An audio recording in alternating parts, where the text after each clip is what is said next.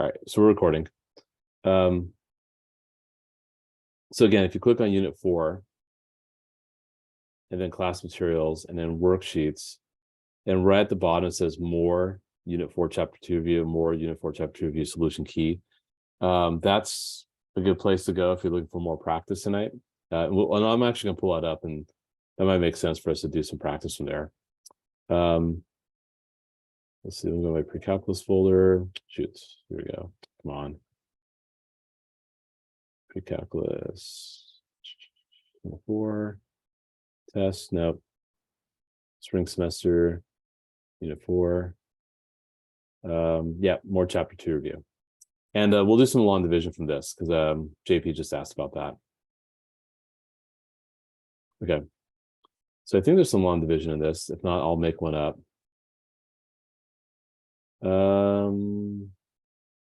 Yeah, they're perfect. There we go. So let me do one of them, then maybe you guys can try one to see if you get the same answer. And just to recap, like, long division from 5-6 years ago. I'm not sure when you guys are taught that stuff. But if you have say 415 divided by say 7, put 7 on the outside, put 415 on the inside, right? Then you ask yourself, how many times 7 going to 41, which of course is 5 times. Then you multiply 7 by 5, which is 35, and then you subtract, which gets 6, and bring down the 5. Then you do it again. This goes in 9 times, 63, and you get 2. So it's 59 with the remainder of 2. Or it's 59 2/7. And if you actually were to punch it in your calculator, I could use one of these generic calculators here. 415 divided by 7. Yeah, 59.28, which is 59 2/7. So that's old school division, right? So you're going to do something very similar for these problems here. Like, for example, I'll put x plus 1 on the outside, 4x cubed. And if any term skipped over, you got to put 0 as a placeholder, minus 3x squared minus 2x plus 1. So it's the same exact thing. Like, here I had 7 and 415, right? 7 went to 41 5 times. It's the same thing. But you focus on the leading term. How many times, what do you have to multiply to x to get to 4x cubed? I multiply 7 by 5, right, to get close to 41. I got to multiply x by 4x squared. Or another way you could think about it, just do 4x cubed over x. I know you guys can reduce that. It's not that hard. So that's why it's 4x squared. And then, just like how I did before, where 7 went to 41 5 times, and I did 7 times 5, which is 35, I do the same thing. What's x plus 1 times 4x squared? I know you guys can do that. I know it's sometimes hard to do mentally, perhaps, but it is 4x cubed plus 4x squared. And, the whole point is that you want the 4x cubes to, you want them to line up, right? I mean, you want them to cancel out, right? That's the whole point of doing this. Now, when you subtract it, remember, you're doing 4x cubed minus 4x cubed, but you're also doing negative 3x squared minus positive 4x squared. That's why I put a parentheses here to protect those terms so that the minus goes to both. So 4x cubed minus 4x cubed is 0. Negative 3x squared minus positive 4x squared is negative 7x squared. Once you're at that point, then it's just rinse and repeats, right? You just do the same process all over again. You focus on x on the outside, and you ask yourself, okay, what do I have to multiply to x to get the 7x squared? So it's just a reduction, right? I mean, you could say, hey, negative 7x squared over x, what's that going to be? That's going to be negative 7x.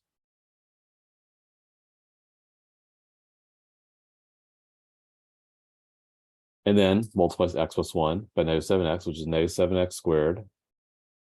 Sorry to interrupt. Yeah, go ahead, please.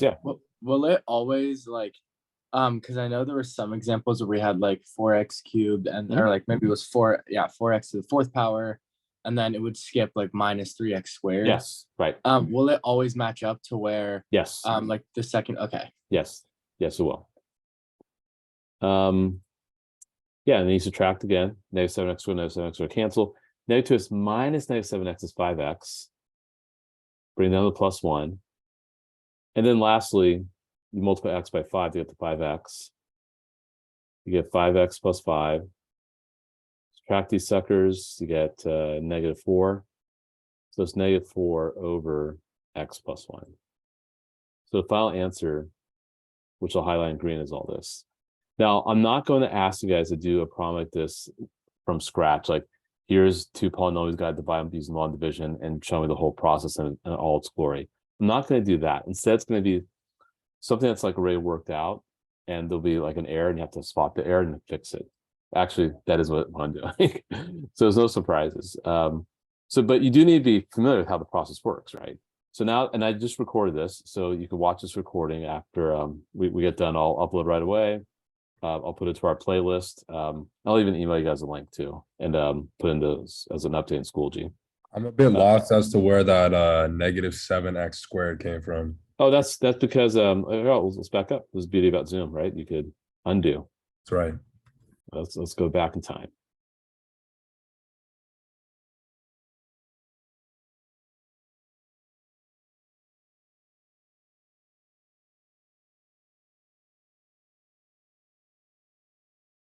Okay, the -7x squared was when I subtracted -3x squared with -4x squared, right?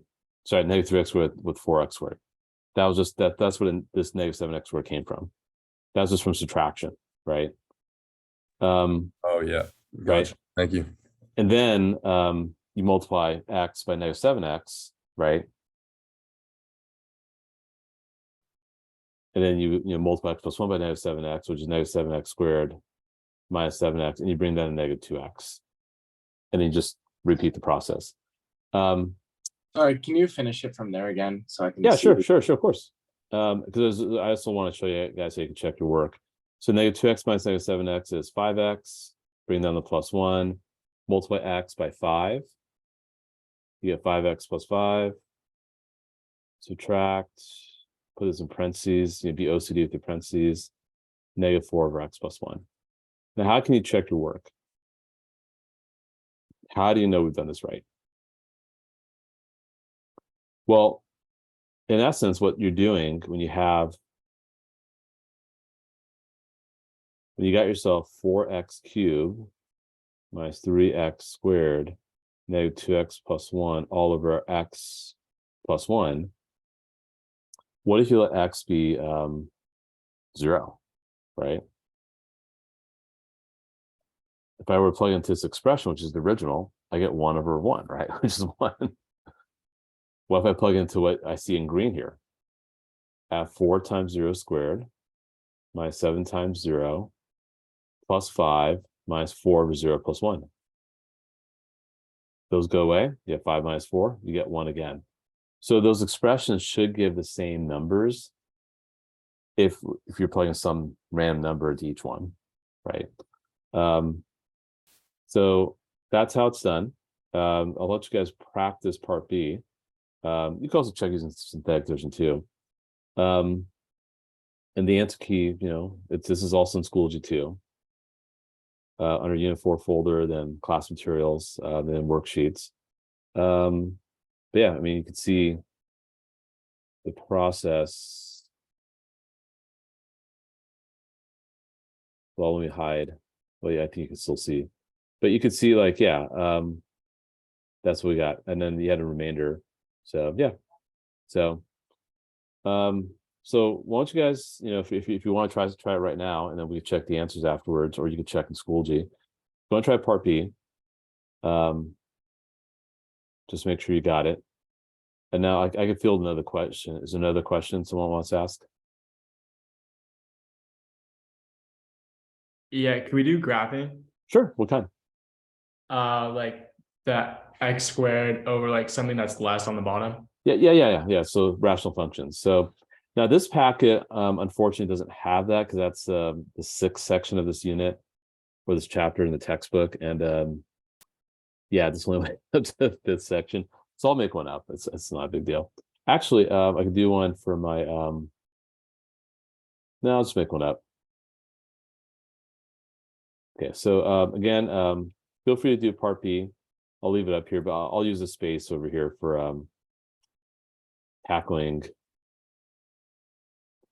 a rational function problem.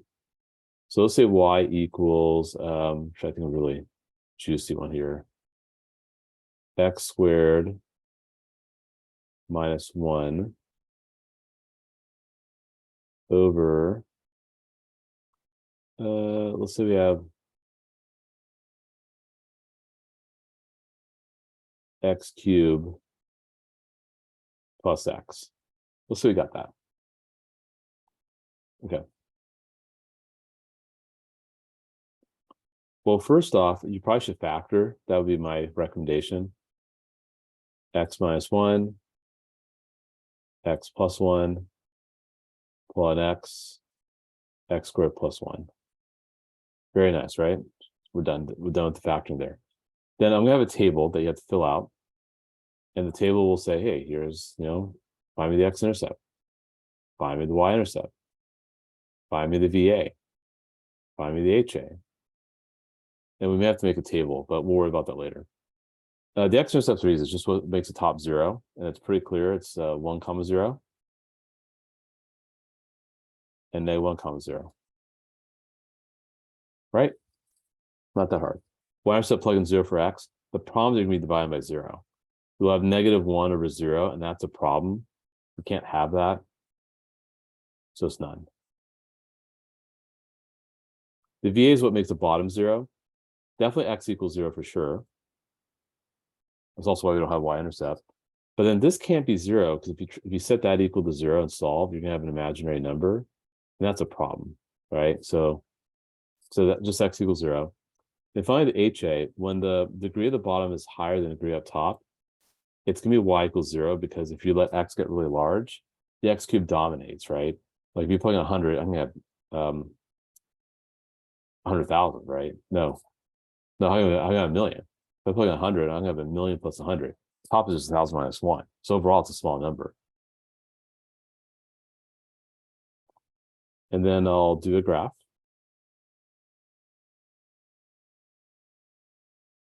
I'll do just a few tick marks for good measure.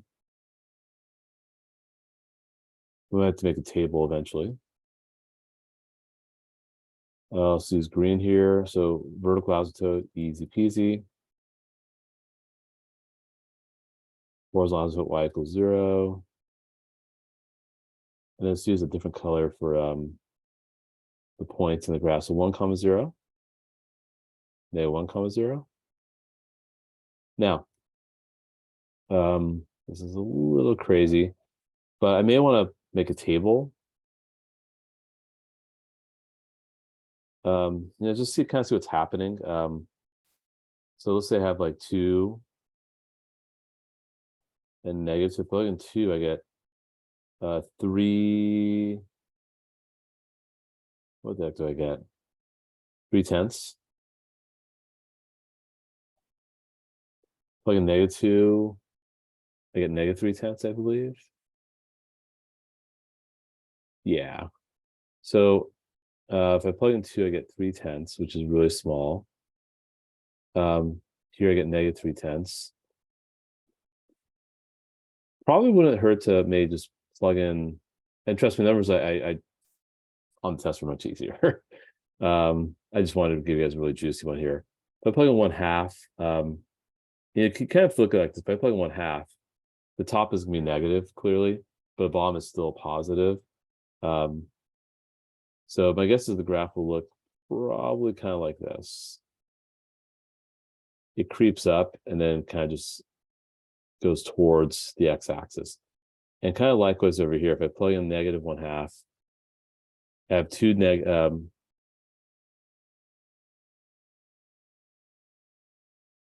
actually, I still have a negative on top, but also a negative down below. So overall, it's positive. So it's probably going to want to do something like this.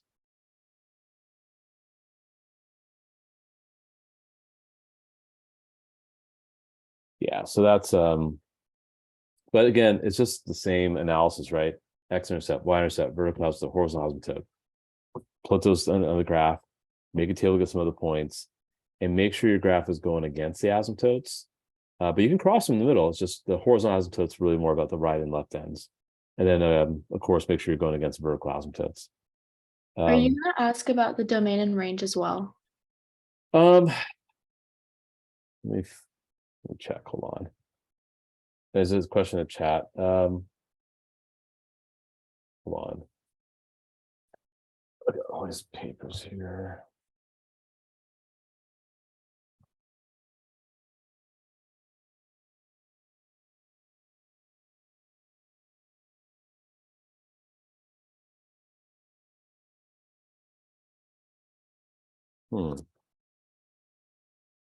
Oh, that's one of these folders here.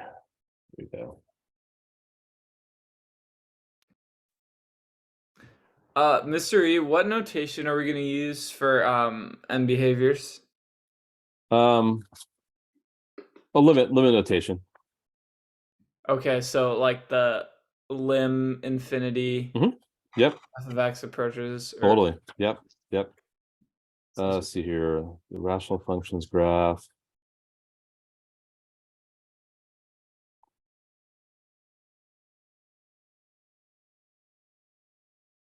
Yes, I will. I am going to ask about domain, but that's not hard. It's just doesn't include 0. So yes, I will ask about that. So you would write negative infinity, comma 0. And then Union, and then union, mhm. and then like we'll do from there 0. Yeah, comma and that's 0. infinity. Yes, from from 0 to Oh, infinity. and then 0 to infinity. Yes. And then there's fuck, is it parentheses or brackets if There's it's 15 Parentheses, 13 other students on. because you can't My include them. Wi-Fi is so bad. This is not. Yes, sir, Okay. Amina. Excuse me, your camera is or your Mic. microphone is Yeah, on. yes, sir, Yeah. Amina. Yes, sir. Yes, sir. Hey, Mr. E, whenever you have a chance, can you do long division? Yeah, I'll just mute her. Here we go. Mute that. Can you do Thank long you. division on the X on B part Yeah, B? let's do B now. Yeah, let's I go. definitely messed that dish up. Okay, wow, we have a really good and there's question in chats. Okay. Mystery, Yeah. are we gonna have any graphs that have holes in them? No, because I haven't done any graphs, but you do need to recognize that. Because I haven't asked you guys to graphs with holes in them, so I don't think I can ask that. But like for example, you should be able to recognize that like I have like x squared minus 1, and I'll do part B of 10 over 10 in just a sec. And if I have like x squared minus 3x plus 2, if I factor it, I get x minus 1 times x plus 1. And I get x minus 1 times x minus 2. So x minus 1's canceled. So that would not be a vertical asymptote. So you'd have to be able to at least recognize as a whole. But I'm not gonna ask you guys to graph that. Instead, I'm gonna probably do something with multiple vertical asymptotes, something a little more complex. But yeah, I'm not gonna do holes because I haven't done that. And I just went, wow, this is a good turn. I got 1, 2, 3, 4. Wow, and welcome, Leah. Can we do a little bit on 5, 6, 7, 8, like multiplicity? 12. Sure. Mhm. Wow, good turn. We got more than half the class here. This is great. Okay. Anyway, yes, let me finish 10B. And then we'll do more. And I think there's something on multiplicity on this extra problem set. Hold on a sec here. Find that. Okay, so let's do 10B really quickly. Make sure you guys are good at that. Another question in the chat. And then number 20 from the first review. Yes, definitely have to. We'll do that. Okay. Yeah, so let's do the long division here. X cubed minus 20x squared plus 7x plus 35. X minus 2. And good thing there's not a Warriors game going on tonight. It was a great game last night. X squared. So we got x. So you got to put x squared because x cubed over x is x squared. So you got to multiply x by x squared x cubed. Then you multiply x minus 2, the whole thing of x minus 2 with x squared. You get x cubed minus 2x squared. And then you subtract. Make sure you put that in parentheses. But subtracted, the x cubes cancel as they should. You get negative 18x squared and bring down your 7x. And then you rinse and repeat, right? Then you say, okay, well, what do I multiply to x to get to negative 18x squared? Or what's negative 18x squared divided by x? Negative 18x, right? And just multiply x minus 2 by that, you get negative 18x squared minus 36x, no, plus 36x. See, that's where you can make a mistake. Gotta be careful there. Plus 36x. Subtract again. And I see a question in the chat. I'll get there in a second. You get negative 29x. Bring down the 35. What do you multiply x with negative 20x? That should be a negative 29. Negative 29x plus 58. Subtract these bad boys. You get negative 23. And there's nothing else to bring down. You're done. And it's negative 23 over x minus 2. And that's the answer. Then to check your work, what I would recommend is to plug in a number like, say, 0 into the original expression. So when the original expression is this, x cubed minus 20x squared. You really could plug in any number you want, just pick something that's easy. All over x minus 2. So if I plug in 0, I get negative 35 over 2. And let's do it for this one. If I plug in 0, x squared negative 18, x go away, I get negative 29 minus 23 over negative 2, which actually becomes positive. So it's negative 29 plus 23 over 2. 23 over 2 I know is 10.5, no, 11.5. If you take that away from negative 29, you do get negative 17.5, which is what negative 35 over 2 is. So I feel good about that. So yeah, I think we kind of beat that concept to death. Let me tackle L's question really quickly. Then Anthony was asked about number 20 on the first review packet. And then of course, someone else, it might have been Owen, asking about multiplicity. Are you going to ask a question on number 17 on the first review sheet? So could you explain? Well, let's look at 17 on the first review sheet. First review sheet, where the heck is it? Chapter 2 review problems. Okay, 17. And then Anthony's asked about 20, and then multiplicity, we're going to do that also.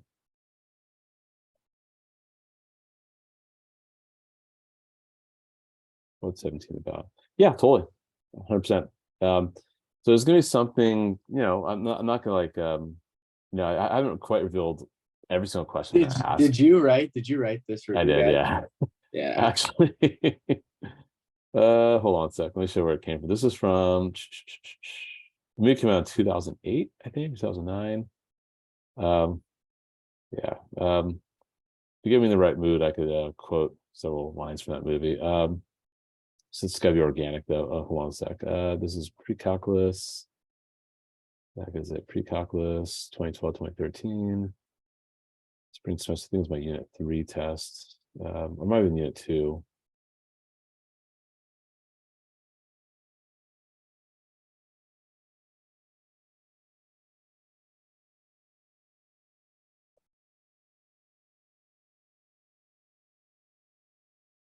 Yeah, it's probably fall semester.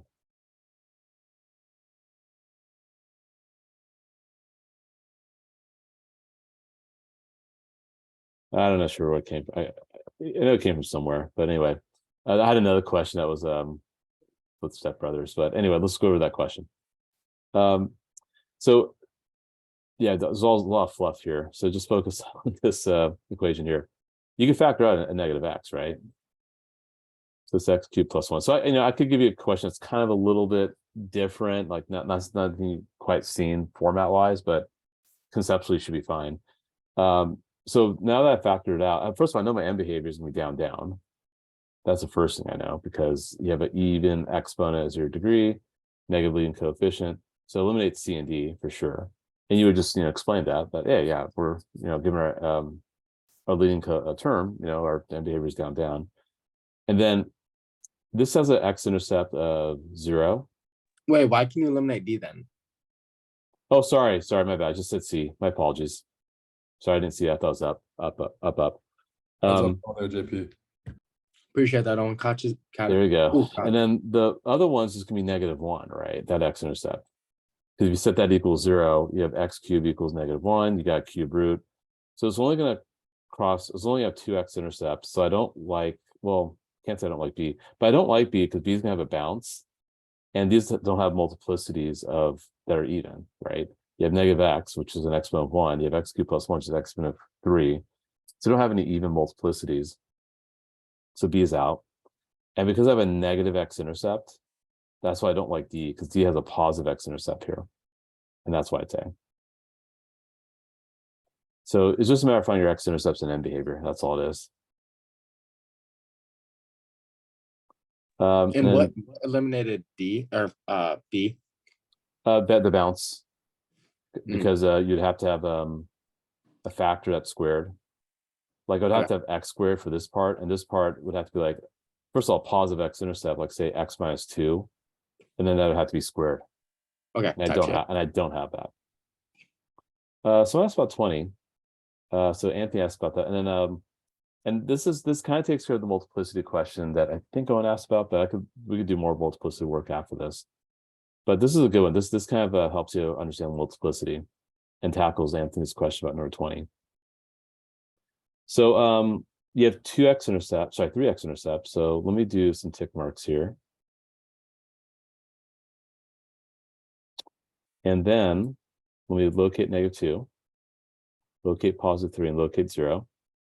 Now, if your degree is 11, all the exponents have to add up to 11. So you have x minus 2 with multiplicity of 5. That's x plus 2, right? Raised to the 5th power. The other one is going to be x minus 3 squared, the multiplicity of 2. And this one is just x minus 0, or just plain old x. And it's going to be raised to the 4th power because all the exponents have to add up to 11. So your equation, if you're curious, would be x squared, x plus 2 raised to the 5th power, and x minus 3 squared. Sorry, I meant to say x to the 4th power. My apologies. So the 3 and the 0 are going to be both bounces because they have even multiplicities, right? And the -2 is going to cross through. Now the end behavior is another thing we need to consider as well. Your total x is approaching negative infinity at h of x approaching positive. So it's an up on the left side and it's down because of the odd degree, the arrows will go in opposite directions. But because it's limit's positive infinity, when x approaching negative infinity, it's going to be pointing up. And of course, you pass through at -2 because they have odd multiplicity. So that's a cross. Can you repeat that about if it's odd or even, like it points up or whatever? Yeah, so that's for the end behavior. So when the end behavior is even, you're pointing up, or they're going the same direction, right? We have an even degree, but if you have an odd degree, the arrows go in opposite directions. Okay, And so again, even degree goes up, or down, down. up. Oh, okay. Yeah, the reason, well, I'll let me explain after I finish graphing this. I want you guys to kind of understand. You have a bounce, another bounce, and that's your graph. So again, the end behavior is being followed. The bouncing makes sense. The cross through makes sense. Now, why are we seeing the bouncing? Like, why is there a bouncing for even? Probably should have done this with you guys. Maybe when we do final exam review, I can kind of sneak this in. I mean, I'm not going to ask you guys to do this. This is called a sign chart. You'll do a lot of this in calculus for sure. But if you look at your x-intercepts, which of course is 0, -2, and 3, this is called a sign chart. And what you do is you have 4 intervals, 1, 2, 3, 4 intervals, right? You test numbers in each interval back into the equation. Like, for example, if I plug 4 into the equation, 4 to the 4th power I know is positive. 4 plus 2 to the 5th power I know is positive. 4 minus 3 squared I know is positive. Altogether, this is positive. Oh, but there's a negative out front. Oops. I didn't realize, because of my end behavior, it has to be a negative out in front. So altogether, actually, y is going to be negative. So it's going to be below the x-axis. Now, if I plug in something less than 3, like say 2, for example, 2 2 to the 4 power is still positive. 2 plus 2 to the 5th power is still positive. But 2 minus 3 squared, oh, still positive also because you're squaring. And because you're squaring, you don't see a sign change. And of course, the negative on the outside. So there's no sign change both before and after 2 because of the squared, right? Because you're doing x minus 3 squared. That's why there's a bounce. Because of the even exponent, because the x intercept of 3 comes from x minus 3 squared. And because you have an even exponent next to that factor, you know, when you raise negative or positive numbers to an even exponent, it still stays positive, right? So there's not a sign change at all. And likewise with x to the 4 power, like if I were plugging like something less than 0, but greater than negative, like say -1, -1 to the 4 power positive, -1 plus 2 raised to the 5th power positive, -1 minus 3 is -4 squared, still positive. And of course, if you have negative out front, altogether it's still negative.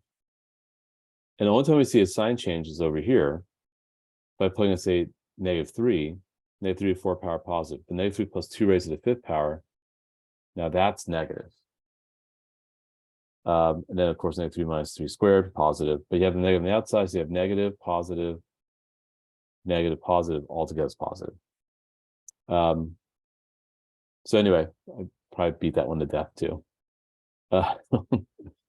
So, and then, you know, multiplicity in general, like, I have a question about like extrema. yeah, let's look at this one here. Oh, So, right. Thanks. so if we look at this one, like, first of all, your degree is 3, because that's 2 and 1. If you were to FOIL it, you would have x cubed as the highest exponent. The maximum extrema is always 1 less than the degree. And the reason why is because cubic functions could potentially look like this. Extrema is just high and low points. So you have only, you know, 2 combined high and low points. So yeah. But it may not be that way. It could also do weird stuff. Like, for example, if I have a degree 5 function, like x to the 5th power plus a bunch of other junk, my equation could look like this.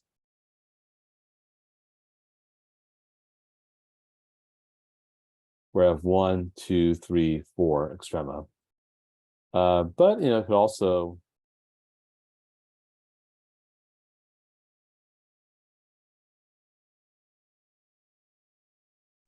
So on the previous question, why wasn't there like 10 or like 5 high points and 5 low points, since it was like to the 11? because you're repeating a lot of x-intercepts, that's why. Oh, okay, gotcha. Yeah. Like here, I mean, this could be a it could be a degree 5 function and just have 2 turning points. Like, that's possible too. It's just the maximum number. But for the specific problem here, we do have a balance at 3. We do have a pass-through at -1. Your end behavior is going to be up down because you have a negative leading coefficient. The y-intercept, by the way, I think is -3. Yeah, -3. So you're going to actually pass through -1, hit your y-intercept, then bounce off, and there you go. So,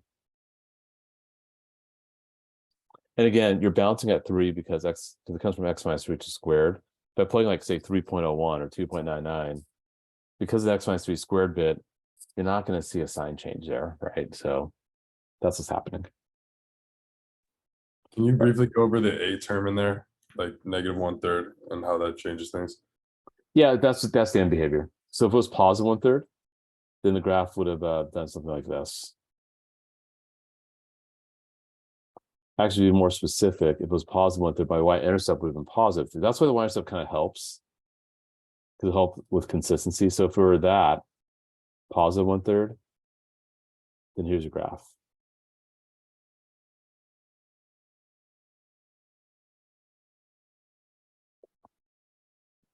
So it reverses the arrows.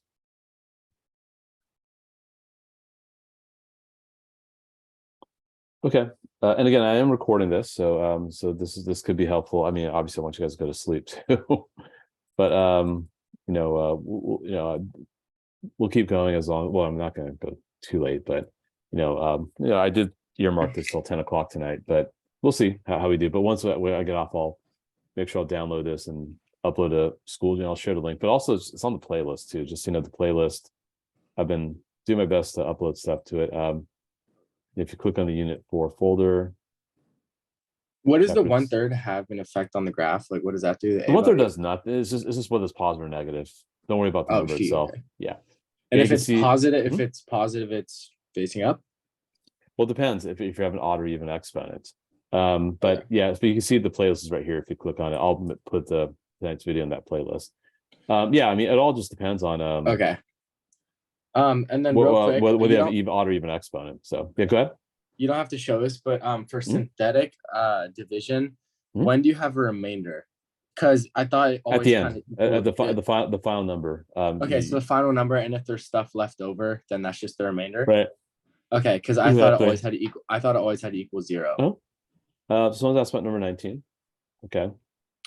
So thank you, Ella, for asking about that. Wait, sorry, real quick, and then I'm gonna Go leave. ahead. It doesn't have to for synthetic substitution or division. It doesn't have to be 0 at the end because I thought it always had to equal like the Well, last then number. that's if when you do if you're pulling out a factor. If Ah. what you're dividing is the actual factor, then of course you want 0. Okay. But if I'm just telling you straight, hey, just do the division. It could be 0, Okay. could not be 0. You know. All right, thank you. Yeah, no problem. I'll see you tomorrow. Bring 49ers gear. I'm actually not gonna be on campus tomorrow, so I won't be Damn. back until Tuesday. So Hi, Foo. All right, thank you.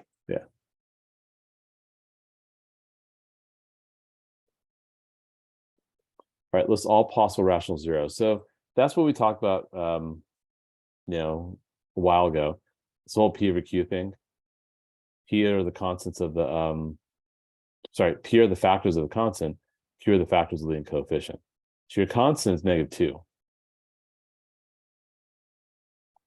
Your leading coefficient is 9, so the factors are this. And if you actually were to divide it out, you'd have ±1, ±2, ±1/3, ±2/3, ±1/9, ±2/9. So there's actually 12 possible rational zeros. I'm gonna make it much simpler, not have that many or the nasty fractions, But if you were to go to Desmos, right? So 9x cubed minus 18x squared.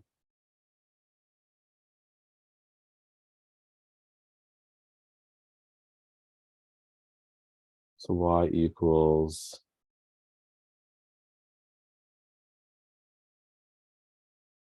9x cubed 1.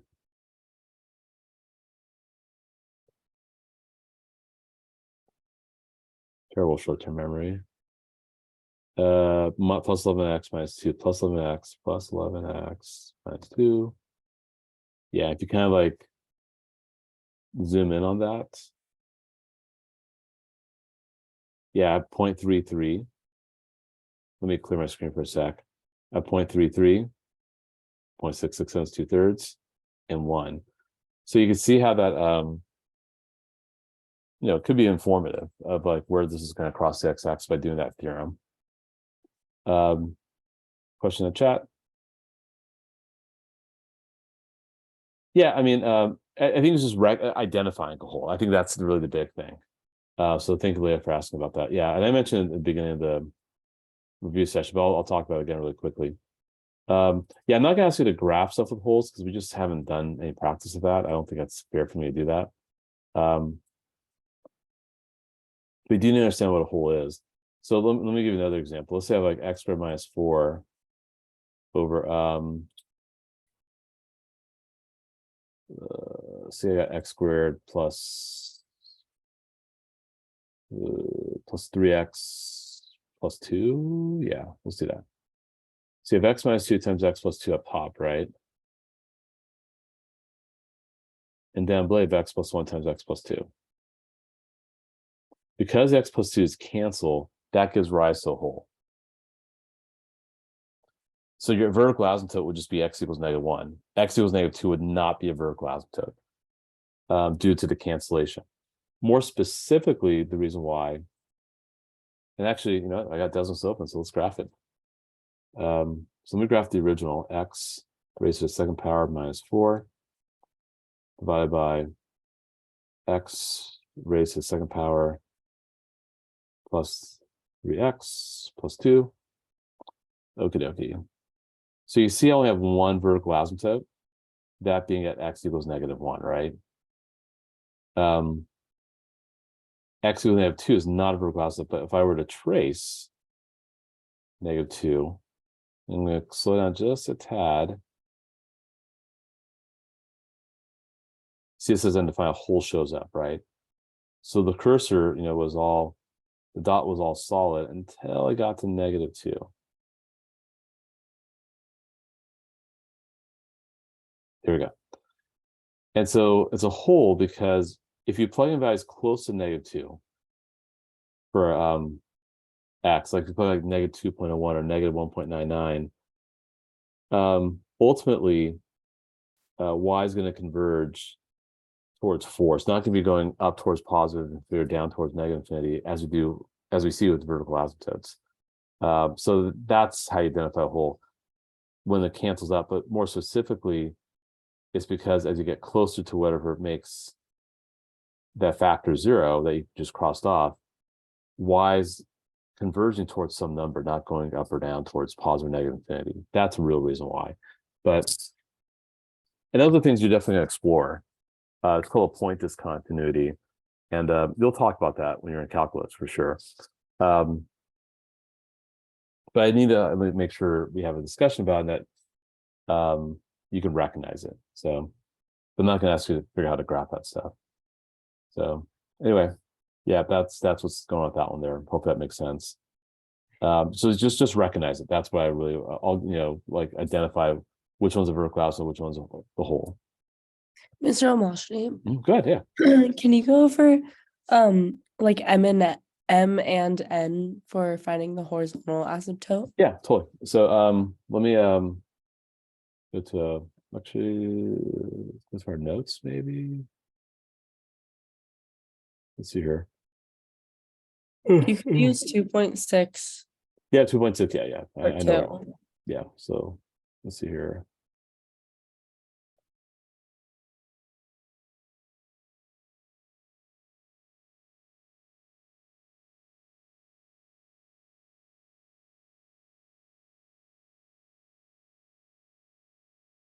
Well, notes here. The heck is it? Oh, it's right above that. 1 through 6.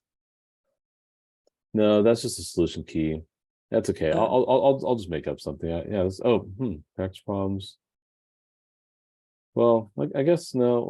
Let me just give you a generalization. It's probably better. Let's do this. Okay.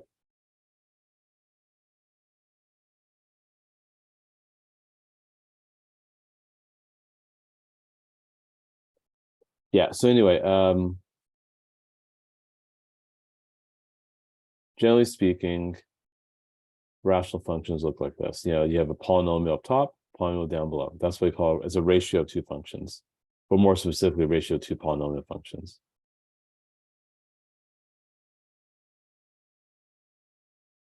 So there's three cases. Of course, m could be bigger than n. Of course, m could equal n. Of course, m could be bigger than n.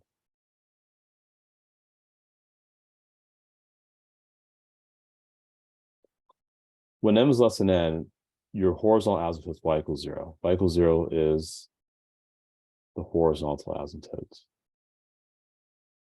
If they equal each other, then it's a ratio of their coefficients, a over b,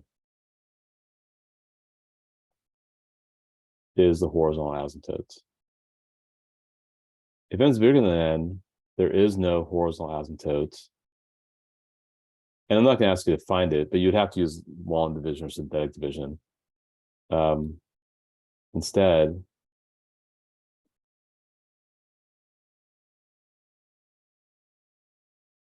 there's something called a slant asymptote. Let me write that more nicely. Instead, there is a slant asymptote. And the reason why is that, what if you have x plus 1 over x squared minus 4?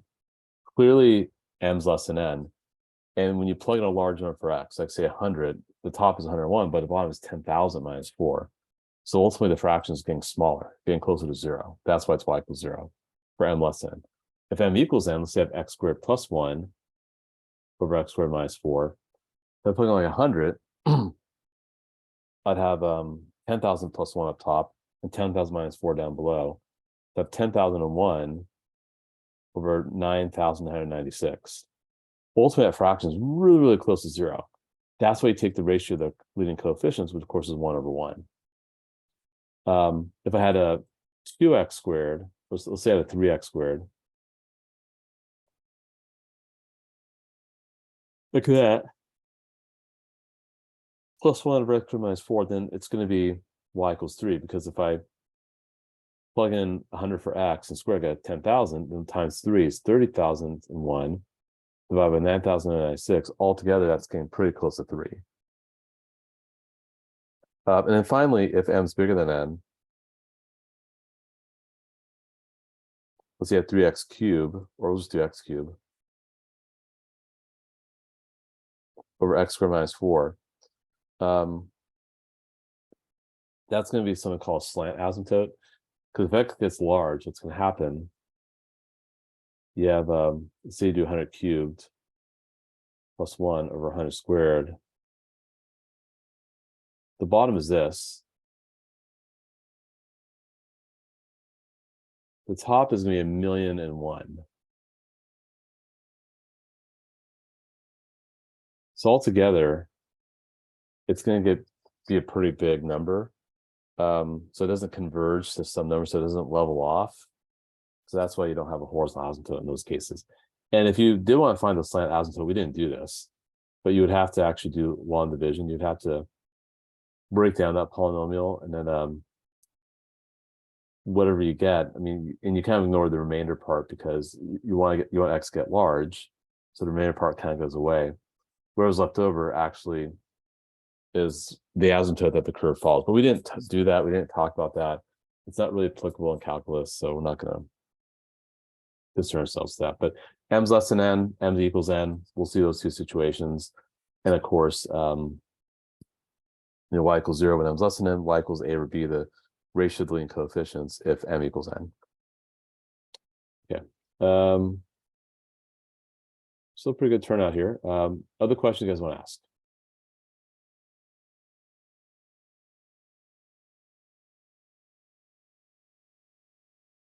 You guys may ask some But great I had a questions. question again Yeah, go ahead. Yeah. for like number. I know you already did number 20, but you Mhm. said that it doesn't cross at 2 of the points because Because you have the odd. exponent is Right, even. right. Okay, They're odd. okay. So it only crossed number, I mean -2, because Yeah. because it was It's odd. odd, yeah. Yeah, and the rest were bounce. So and it doesn't go through 0 Bounce. because Bounce. Yeah. on the Mhm. what do you call it? On like the Solution key. solution key, it shows that it went through. At, Unless I'm just not understanding it right. I don't know. at 0, it passed through. Yeah, Let me look at the answer key. it goes like above. Let's see here.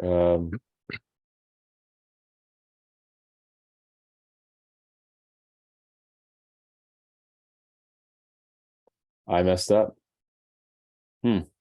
Wow. So it is supposed to bounce under, Yeah, right? I messed. Wow. Okay. I can't believe I did that. Okay. Okay. Huh. What was I thinking? Mr. E, That's weird. Yeah, Billy, I'm good. I'm sorry, I don't think I was here for this, but Sure, no problem. can you go over again, like how we know, how we know, like on a graph, whether it's going to bounce or cross through the, It's just the exponent that's next to the factor. If it's even, it bounces. If it's odd, it passes through. That's Okay. all. Yep. And again, if it's even, I did have a discussion of this, and you can watch the video again. But if it's even, if you like, let's say you have like x minus 2 squared times x plus 1. If you plug in like say 2.01, you have 0.01 squared, which I know is positive, times 3.01. Mhm.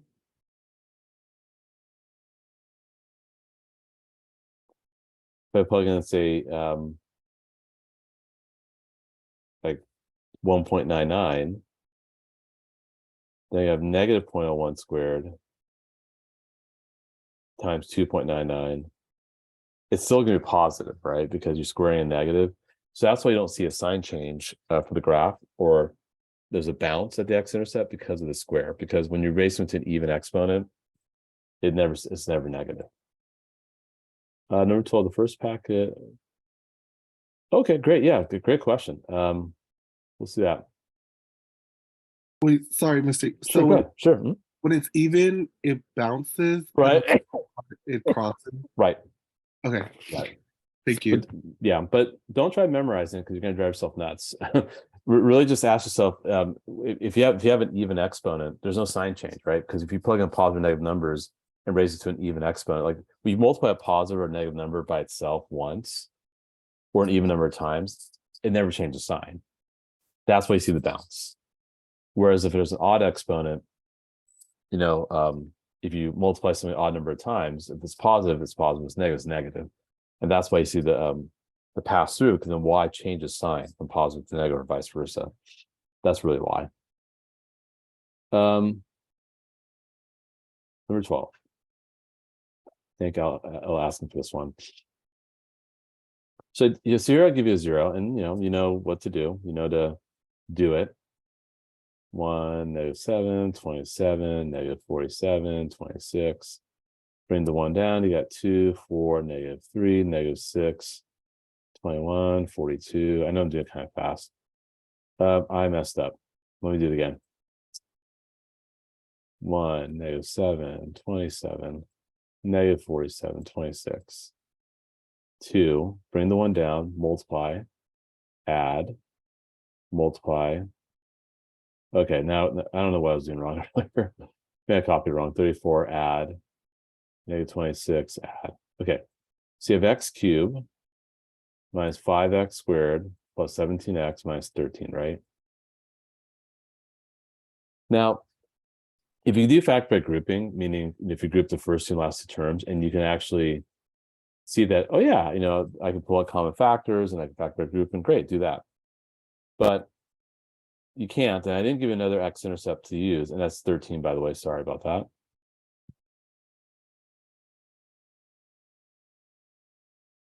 So what you do is you do the P over Q thing, which we already talked about, right? And that's not hard. What are the factors of 13? 1 and 13, right? And what are the factors of 1 here? 1, right? So it's really just plus minus 1, plus minus 13. So you only have 4 possible rational zeros. And I don't suspect, well, first of all, I'm not a monster. I'm not going to give you crazy numbers. I suspect 13 is not going to work, especially because the numbers will just get so large that I don't think we're going to be able to get 0 at the end. You want 0 at the end because you want to see which one's a factor, right? Or an x-intercept. So let's do this one, -5, 17, -13. So let's test one of these numbers here. Let's just test one. So take a leap of faith, see what happens. 1, 1, -4, -4, 13. Oh, look at that. It worked out. So that's how you do it. And I promise on a test, whatever the constant is, it's gonna be something you can easily do the fact. It's not like you're gonna test like 20 factors. That'd be crazy, right? Or 20 possible rational zeros.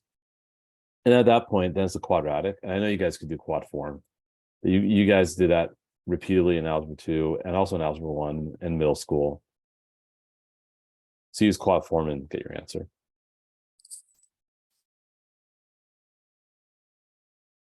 Mr. E, Yes, go there. can you go over how to do number 6 from the problems that we did on the board? Sure. Like Sorry, number 6. from like the problems that we did on the board outside. Oh yeah. Let me actually pull up that image. Okay. Okay. Yeah. Let's see here. Good thing I took pictures of that.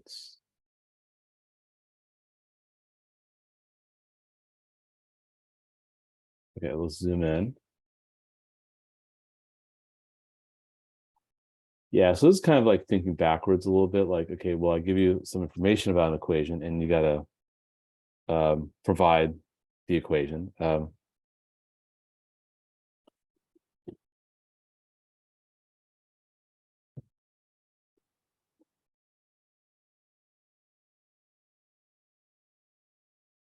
Okay. So first off, it's a degree 4. So I'm gonna start by writing f of x equals a times something, something, something, something, kind of like that. That's generally what we're looking for, right? And let me do red because that's going to stand out a little better. So f of x equals, I don't know the leading coefficient, and I know you can have a bunch of factors, right? Kind of like that. Well, you're told that I is a 0. So definitely you have x minus I. For sure. Right? Because you plug I in, you want that to go away. And then you have a times 0 and times a bunch of other junk, still going to be 0.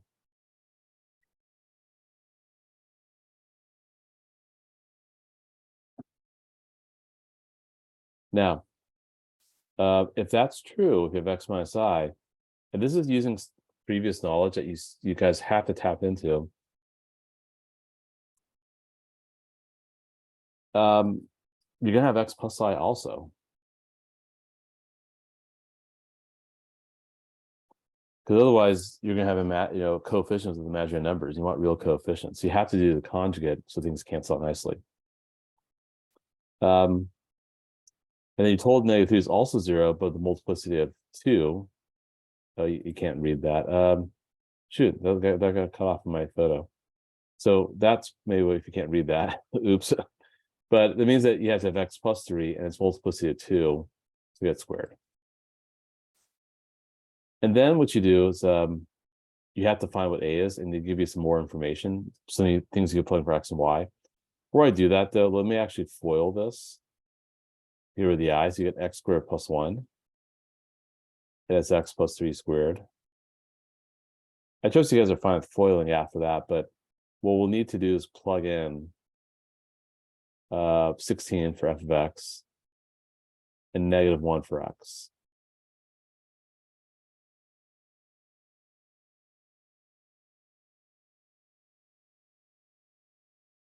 You get 1 plus 1, which is 2, so a times 2. And -1 plus 3 is 2. 2 squared is 4. So 8 times a times 8 equals 16. A is going to be 2. And so you have 2 parentheses x squared plus 1 times x plus 3 squared. And if you want, and then of course I'm asking to FOIL, so you have to distribute the 2 and then FOIL afterwards, which I'm sure you guys are fine with. But that's how you have to get started, is like kind of think of it like a factored form.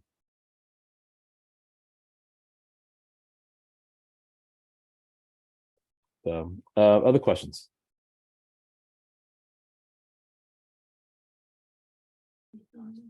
I'm in El Moshni's Zoom now. Very clear. The sky is very clear. The stars are very clear. Okay. Other questions or question types you guys like to ask about?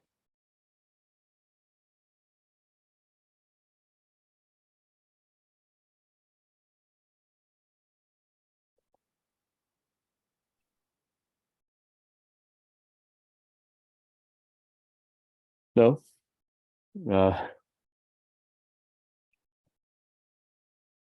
Let's go back to the second review guide. Can you do like a similar question to this one?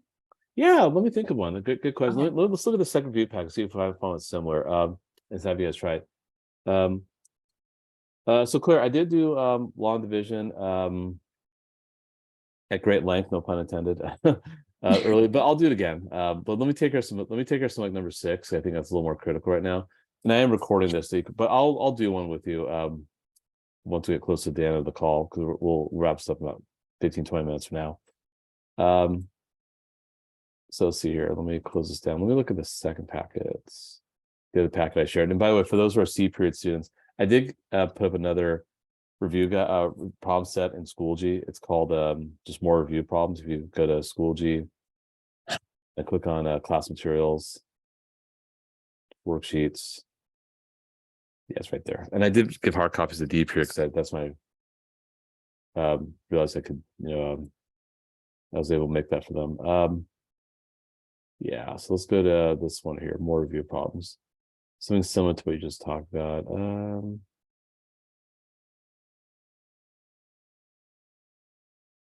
I think 17 could be good, but let's see here.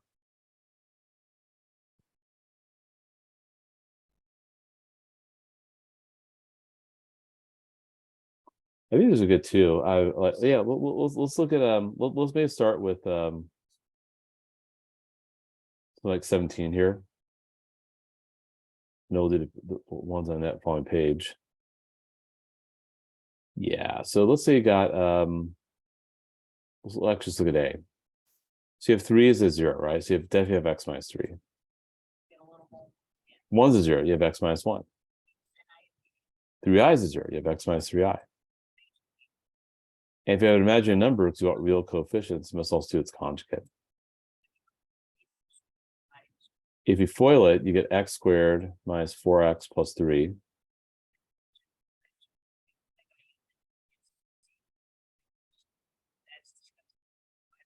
And here you get x squared plus 9. Because you get negative 9i squared, which is a positive 9. And then you FOIL afterwards and you're good, right? And I didn't give an initial condition. Like I didn't, I should have done that. And how you solve for a, the leading coefficient, but this one doesn't do that. Now this one here, you're asked to write an equation and assume the leading coefficient is 1 or negative 1. So what are the x-intercepts here for the first graph? Where are your x-intercepts?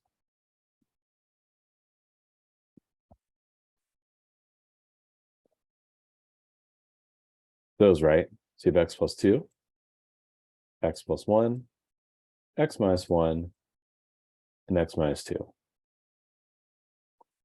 And because you're told to assume the leading coefficient is 1 or negative 1, so it's kind of your choice, you leave like that. And then, of course, you FOIL it, which I know you can do. If you want standard form, by the way. But let's take a look at like this black curve over here.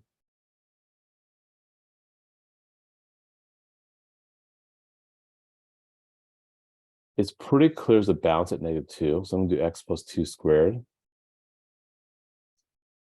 And it crosses at 3. So x minus 3. Yeah, that's all. But you have to have an even exponent x to negative 2 because of the bounce. I mean, if you want to get creative, you could do x plus 2 to the 4th power or to the 6th to 8th power. But, you just want to keep it kind of straight here. And the answer key is provided. So I think doing these would be good because it kind of gets you thinking in a reverse direction. One of the number 3 problems on this packet, okay, this new packet here. Number 3, what's number 3 about? I'm literally kidding. I'm also like in a. Okay, so here's the deal. Quadratic functions was really, I mean, even though we did talk about quadratic functions briefly, it's really more from the previous unit. So I'm not going to ask you just to graph a quadratic function or do some of the quadratic because they have so much other stuff to go over. But if you think about it, it is a polynomial, right? Just saying, it's a polynomial. I know when we do the polynomial unit, we have degree 3 or higher because we want to know how those behave, but it's the same thing, right? Like, let's look at part C. What's going to be your end behavior for part C?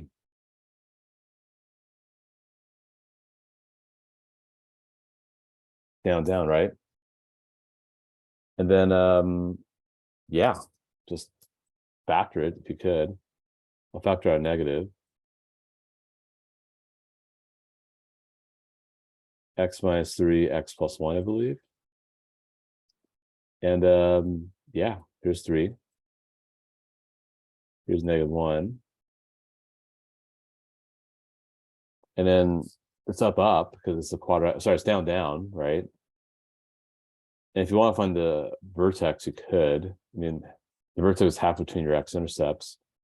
So if I plug 1 in, I think at 4.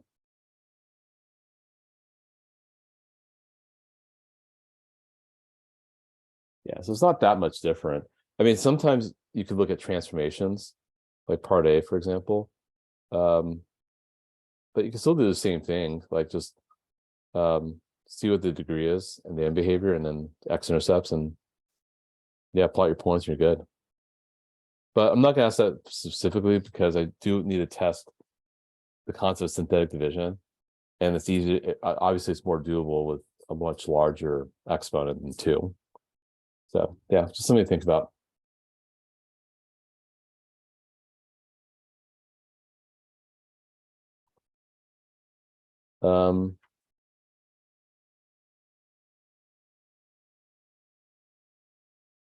Yeah, this is a kind of good one here. But we've talked about it's a great length.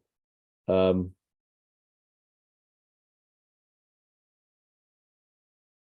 think that's a good one. Sketch a graph. Why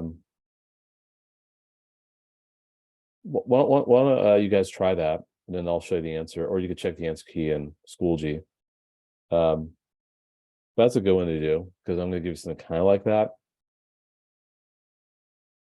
All right, test tomorrow. Excuse me.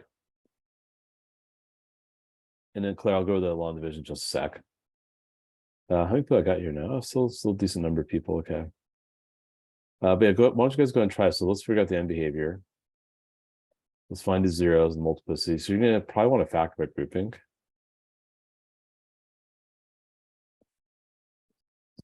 Then you should be able to easily get the x, y intercepts, and we can do a sketch. And I'll be right back.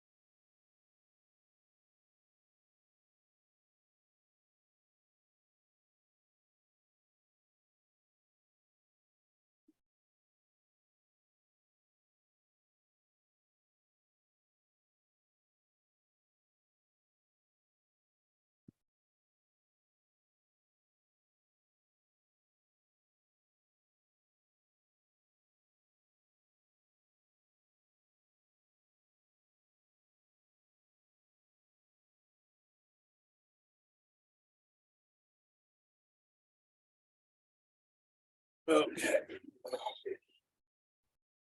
Sorry, so I get some water and a snack for the home stretch here. Okay. So let's talk about this problem here. And then I'll do some long division again. And then we should be able to wrap up our call after that. And if you're peeling off, hey, good luck to you tomorrow. I know it's kind of late, you guys should get some sleep. I think I'll probably go to bed shortly after this. So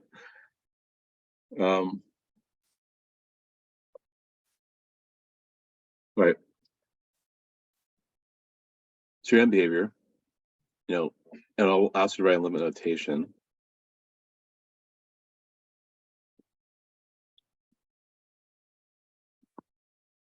So it's going to be opposite directions. You have odd degree, but because the leading coefficient is positive, if I play a positive number, it's going to be pointing up. Negative number is going to be pointing down. So it's this. Where if I had a negative x cubed, then those arrows are reversed, right? We know this. So you have negative infinity and positive infinity when x approaching positive infinity.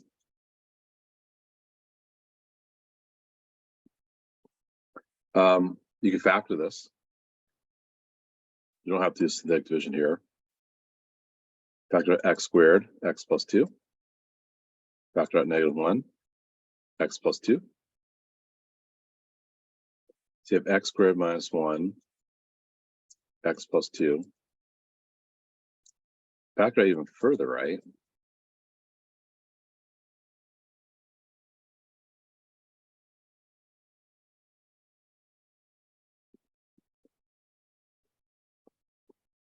So the zeros are this, which are the x-intercepts. So it's actually kind of a repetitive question here. And each factor occurs as 1, so the multiplicity is 1 for each.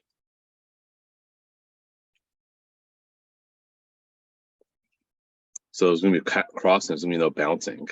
The y-intercept just plugging 0 for x, that's -2, that's easy. So you should write 0, -2, by the way. So now you got enough to do a graph.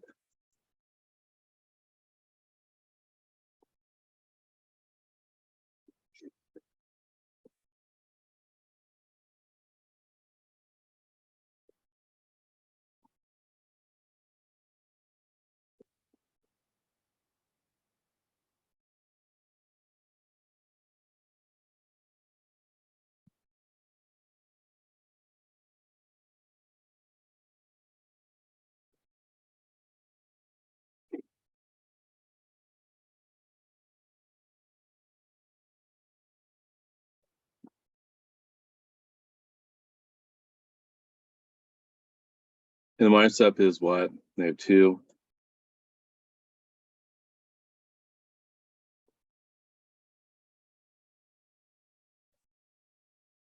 And there you go.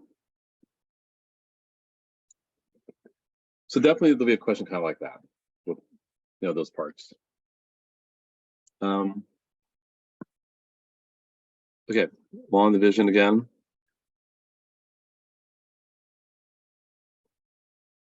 So Claire, I know you asked about that. Thank you for your patience. So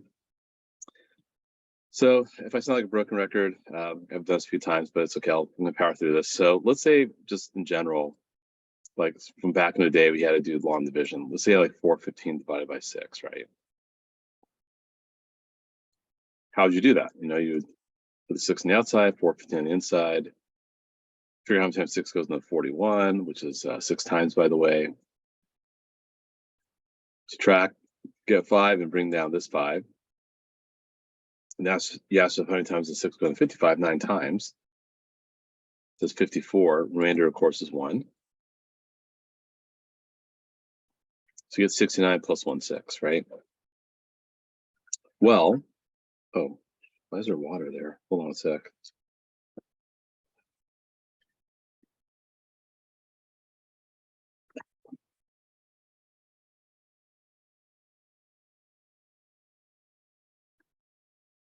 Weird. Okay.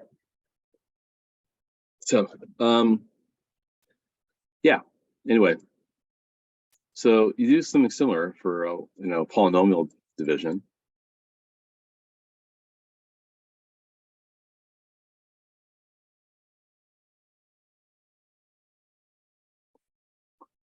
So x with a 4x cubed, 4x. So you have to focus on the leading term here, and ask yourself how many times does this go into this?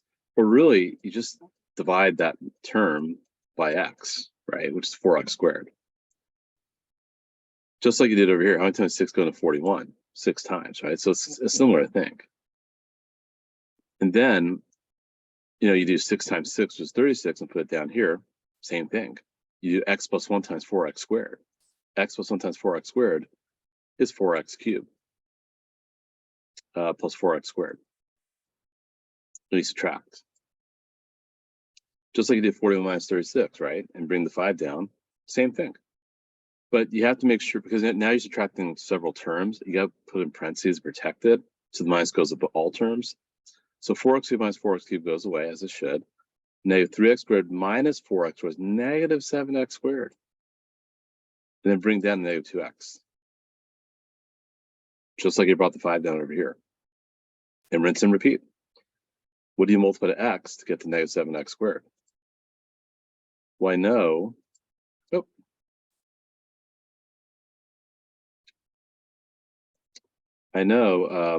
is it will be -7x, right? Because if I divide -7x squared by x, I get -7x, right? -7x.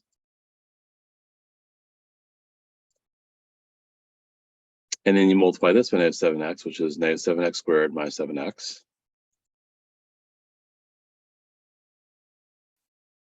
Subtract again. -2x minus -7x is 5x.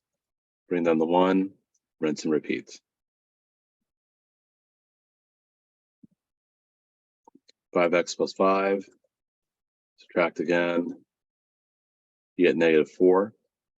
And that's your remainder. And you put it over what you're dividing by.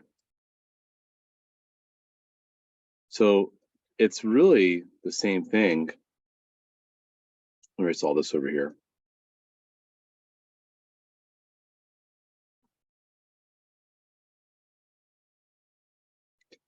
You know, if I had like, you know, if I wrote this original expression like this, that expression and this expression that's multicolored, that's also circled in green, they're the same thing. Like, what if you let x equal 0? The top is 1, the bottom's 1. What if you let the top, what if you plug in 0 into the other expression? You get 0 minus 0 plus 5 minus 4. Still 1, right? They should be the same because they're the same expression, just they look a little different. And that's a skill that you will need when you get to calculus. You